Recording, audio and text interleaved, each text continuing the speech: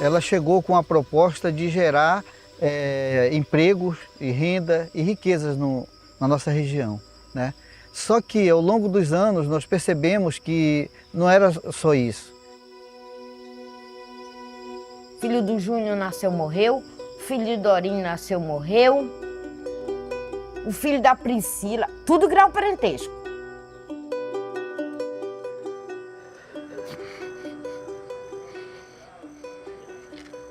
Desculpa. É um sentimento de impotência diante de tanta coisa que acontece e que a gente luta para tentar melhorar a vida das pessoas e não consegue.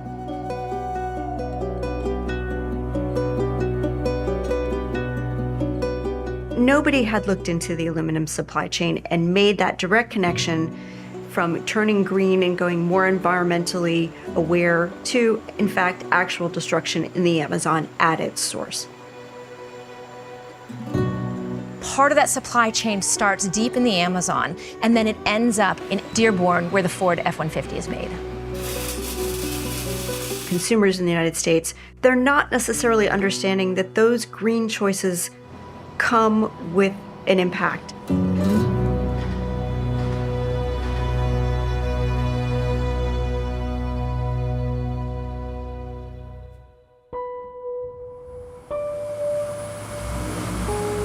Mining, sort of by definition, is always a dirty business.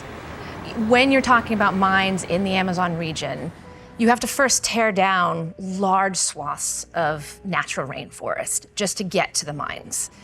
They scrape out long strips of soil. They get to the bauxite, then they claw that bauxite out. Then they ship that ore to a refinery along the Amazon River. And that ore is separated, and it produced massive amounts of waste on both of those steps. The Alunorte refinery is located within the Amazon rainforest. It is on a tributary of the Amazon River itself, and it is an absolutely enormous complex. It's completely surrounded by green and communities that have lived around there for decades. It came in, it built this entire huge industrial complex. The entire thing is a gigantic area of smokestacks and slurry containers and waste ponds. In order to separate the red mud that turns into the white powder alumina that's used to make aluminum, you have to add caustic soda, heat it to very high temperatures, and then add lime. The waste from that process goes into these waste area, essentially ponds, but they're giant, they're like lakes. The landscape around that area has just changed from night and day. It used to be the case where it was very fertile land. They were able to grow acai there. They had mango trees, and they were able to survive on this land. Now they say that nothing grows.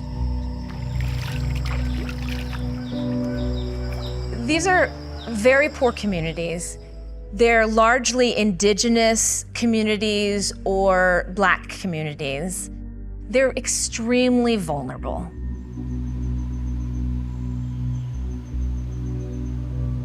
There are allegations that over the past more than 10 years, the refinery has been slowly poisoning the communities. It's not all by Norsk Hydro's Alunorte. There's a number of plants, but Norsk Hydro Alunorte is the largest plant that's there. There are allegations that in 2018, these big waste depositories that they maintain overflowed during heavy rains and flooded the communities with this toxic sludge of water. Nas comunidades vizinhas à mineradora vivem mais de 400 famílias. A confirmação de que os igarapés que abastecem a região foram contaminados por metais tóxicos assustou os moradores.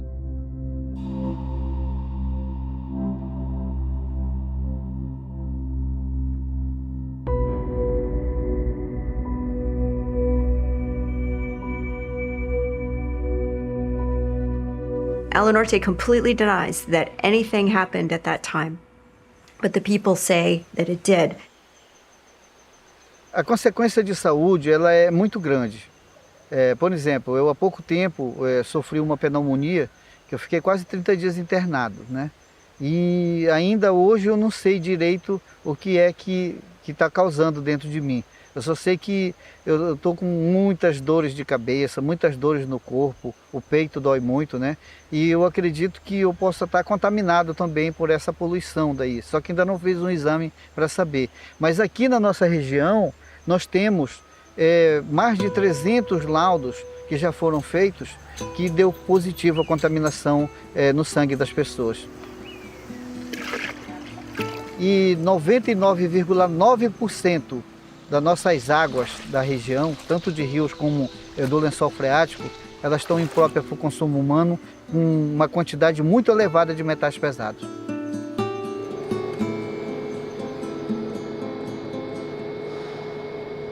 Porque essas indústrias, elas processam minérios, né? Então, esses minérios, eles têm na sua constituição praticamente toda a tabela periódica.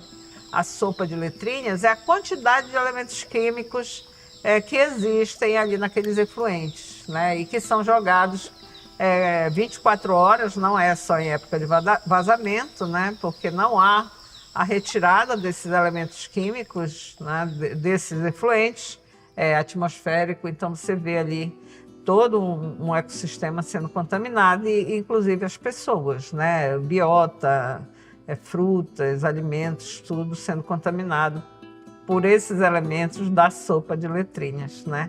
Da tabela periódica.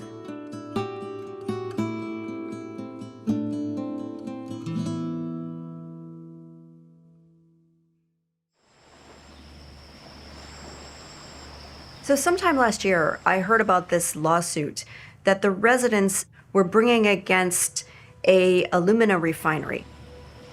When I traveled to Barcarena, I asked to meet the claimants in this lawsuit. And there are 9 people who are part of the lawsuit, and then there is a 10th organization that is part of the lawsuit. That is an organization that represents Indigenous people in the area.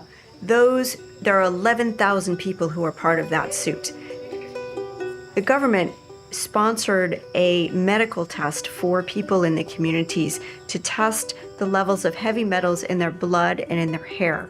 And people only have that one medical exam to actually verify the fact that they've been feeling sick for years. People were literally chasing me down the street with their health reports, wanting to show me how sick they are from the pollution. One lady had 175 times the allowable amount of aluminum in her hair, multiple times the amount of lead in her bloodstream. These people suffer considerable health problems. They can't drink the water. The water is completely polluted in the entire area in Barcarena. It's a terrible situation for a lot of the people in this community.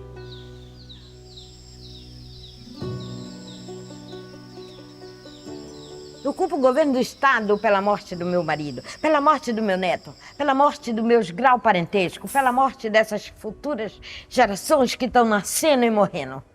É culpa dele, que já tem ciência porque ele fez os exames e tá com o resultado. Conhecedor do que nós estamos morrendo e nada faz. Esse dinheiro.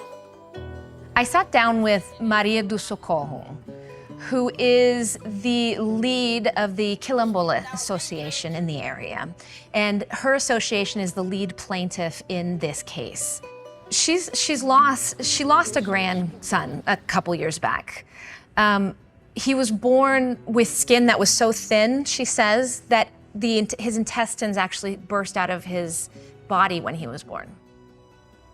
Isso aqui, estourado, rasgado, fino que nem uma folha de abelha e o bucho pra fora. Ele morreu. Outros aqui, nasceu sem um pintinho, sem um bumbum. Outros nasceu tudo rasgado aqui, aqueles buracos. Você tem medo de ficar aqui? Eu tenho medo de morrer, eu não quero morrer. Mas ao mesmo tempo, eu tô na resistência.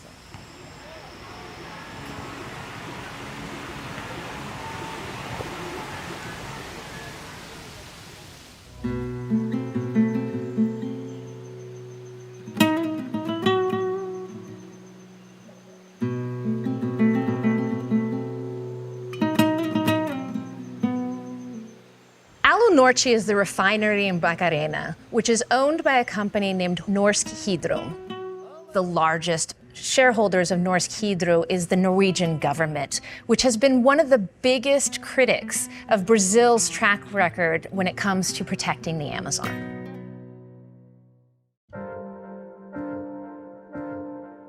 In Norway, there's an enormous push towards environmental use of hydroelectricity. It's all very green. There are very strict environmental standards that companies have to adhere to in Norway. And the irony here, and something that a lot of people in the Amazon are upset about, is the fact that the government of Norway has come to Brazil, criticized the government for, in fact, its destruction of the Amazon, and at the same time is the largest owner of a company that is accused of polluting in the Amazon.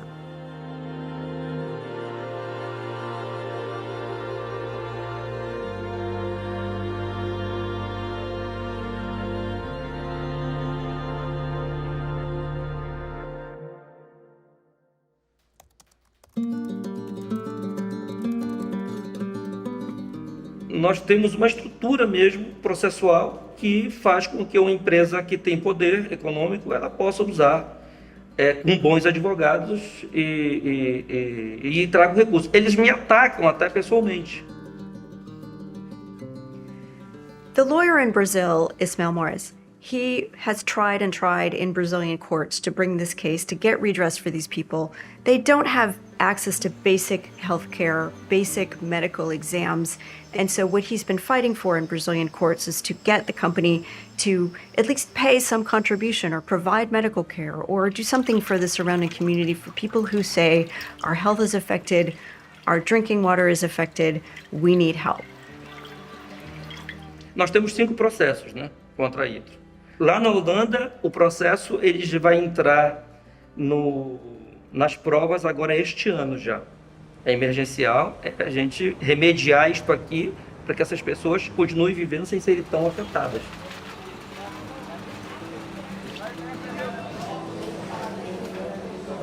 A justiça, ela quer que a gente diga exatamente o que quer ouvir. Ou seja, eu provo por A mais B que isso aqui, que está aqui no Rio, veio daqui. Eu provo. Como eu lhe falei, estudos estatísticos mostram isso. Então eu digo, olha, tá vendo aqui o alumínio? Tá vendo aqui o sódio? Tá vendo aqui o cloreto? Ele vem daqui. Eu provo isso estatisticamente. Tá vendo a associação do cloreto e do sódio? Né? Mostrando aqui que eles adicionaram HCl no Rio, eu provo. Mas para a justiça, isso não adianta. Activists and researchers, they've been studying this and they've proven over and over and over that these communities are polluted.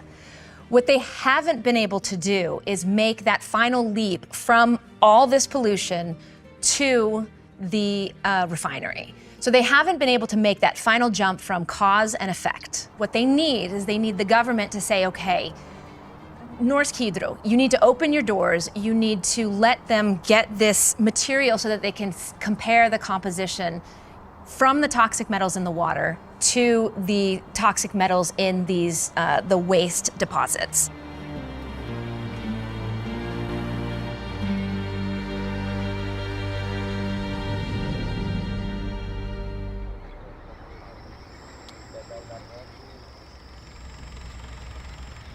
It's extremely difficult to chase an aluminum supply chain. There's very little transparency. I tracked ships with a vessel finder online. You could see where the ships were leaving which port and going to another port, carrying what kind of cargo. It took me a considerable amount of time, in fact, a few months, to be able to finally trace the entire supply chain from bauxite to alumina to aluminum, then into the United States to part suppliers, and then ultimately to Ford. It's time for electric to turn into lightning. An electric truck that can match the ambitions of this nation. Even before Ford announced that it was going to make an electric version of its best-selling pickup, it had already started switching from steel to aluminum, because aluminum is a lot lighter, and so it reduces gas consumption in these vehicles and makes it generally more efficient of a vehicle. The switch into electric vehicles accelerated that drive even more to use more and more aluminum. The typical vehicle in the United States uses about 500 pounds of aluminum, and an EV will use 150 pounds more than that. The shift from gasoline-fueled vehicles into electric vehicles is hugely important for the US government's goal of reducing carbon emissions. But in order to complete that shift, car makers need to reach middle America. And so the Ford F-150 targets that audience perfectly. Remember where you were when you heard about it.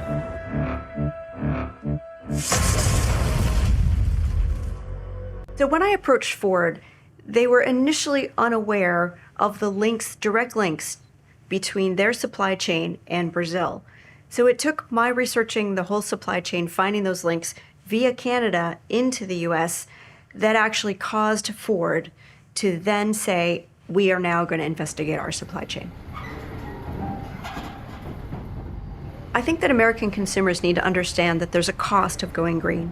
And until we can put enough awareness and enough attention and enough pressure on places that are also providing those natural resources that are allowing us to make green choices, the rest of the world is going to suffer the consequences. Sustainable supply chains have become sort of all the rage recently. Companies are rushing to be able to say that their supply chains are sustainable. In a lot of cases, they haven't actually done the work to connect all these dots to the ground. So they say, everything is legal, it's a sustainable supply chain. And what you find in these developing nations is that what's legal can't be the bar of what's sustainable and what's green. A nossa estrutura judicial e a nossa estrutura legal, ela é absolutamente desprivilegia, vou usar esse termo aqui, as pessoas pobres, né? A Norsk Hydro, ela contrata os melhores advogados ambientais do país para litigar nesses processos aqui no Brasil. E ela recorre de absolutamente tudo e faz de tudo para atrasar os processos, e consegue. Aluminium. It makes our lives lighter and easier. After 5 attempts to sue Norsk Hydro in Brazilian courts, the Brazilian lawyer teamed up with a global law firm and decided to bring the suit in the Netherlands. And there's a court there that ruled that it has jurisdiction over the case because Norsk Hydro also operates in the Netherlands, and the parent company is the same as the one that is operating the Alunorte refinery in the Amazon. They took the case abroad because at home they'd had several cases that had been stuck in the judicial system for years. It is very easy to get cases and leave them into like sort of this judicial limbo in which they will just never be resolved. Ela combate o processo, ela não combate o esclarecimento, ela não combate a acusação, então ela não quer o processo. Ela me ataca como advogado, ela ataca a associação, eles recorrem das decisões do juiz, mas não querem que isso seja feito, esclarecido. Nós somos ameaçados, nós somos processados, né? A vida da gente se acaba tentando resolver, tentando fazer os trabalhos sem dinheiro algum, né? Porque não tem governo, não tem dinheiro do governo, não tem dinheiro de lugar nenhum para bancar essas pesquisas. Mas mesmo assim a gente faz. Porque querem nos matar de fome sem financiamento, né? Mas a gente mesmo assim é teimoso e vai lá e faz e mostra.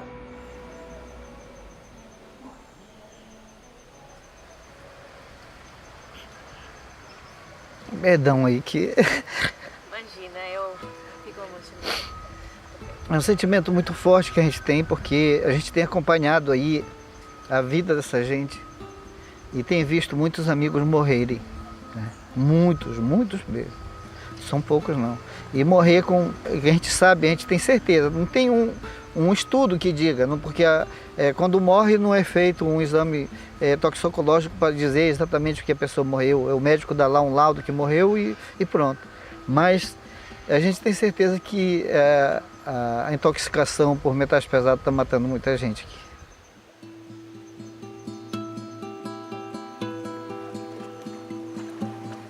Eu conheci Oslo, conheci a Noruega, é linda. Mas você tem, assim, noção do que seria se um brasileiro fosse para a Noruega e começasse a acumular ali nos fiordes uma bacia de 40 milhões de toneladas de lixo tóxico e começasse a jogar aquele efluente cheio de elementos tóxicos ali nos fiordes? So after we published the story, there have been a number of inquiries, closer looks at the aluminum supply chain in the US. It really does appear that a very large portion of the aluminum in the US supply chain is linked to this destruction in the Amazon and the pollution that is alleged to be from this refinery in Brazil. The solution here is the pressure from the end users. And that means companies like Ford going back through their supply chain and saying, hey, where do you get this alumina from? Where do you get this bauxite from? And pressing for more higher environmental standards, because the environmental standards in Brazil are pretty lax. And it's only when companies at the end of the chain and consumers who buy those products and put the pressure on the companies demand higher standards that those standards get fixed at the source.